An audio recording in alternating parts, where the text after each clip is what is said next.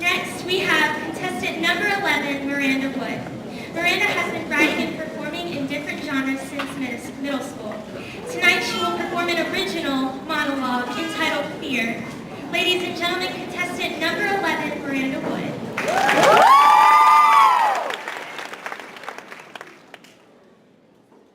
I've recently been taught that fear, and it isn't always bad. I mean, it's not treating me better right now, but it's natural. And on this stage, I have two fears. One, that you're going to focus more on the curve of my hips or the color of my lips instead of the words rolling off of my tongue. My second fear, although it may not pertain to me right now at this moment, I know that it will be in my future because I'm afraid to have a daughter in this world. I'm afraid to have a daughter in this world because little girls with big eyes, they turn into women with scarred hearts, and I fear for that heart. Because she would get lost in the eyes of a boy who never planned on giving her a map, just as I did. She will spill out her soul to that boy in hopes that he will touch her heart, but he will only ever touch her flesh. I fear that she'll put way too much value on her flesh because we put so much focus on what we can hold in our hands as opposed to what we can hold in our heads. We have ranked our banks before our brains. I fear for that brain. I fear for her education.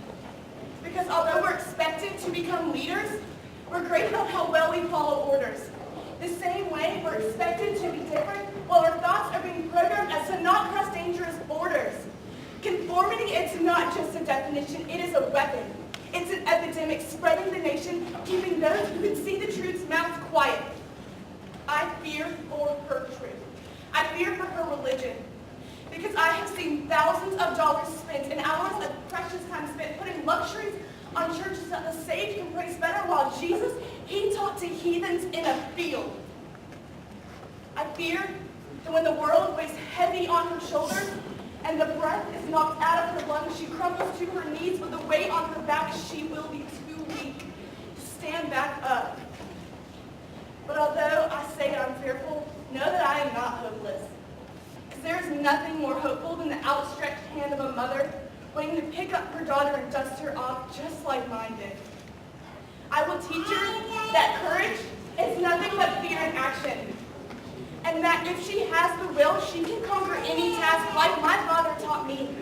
I'll teach her from my own experience that there is nothing to fear about fear, because the moment that we stop pretending that the world is not a terrifying place is the moment that we begin to change it. I'm not afraid to fear.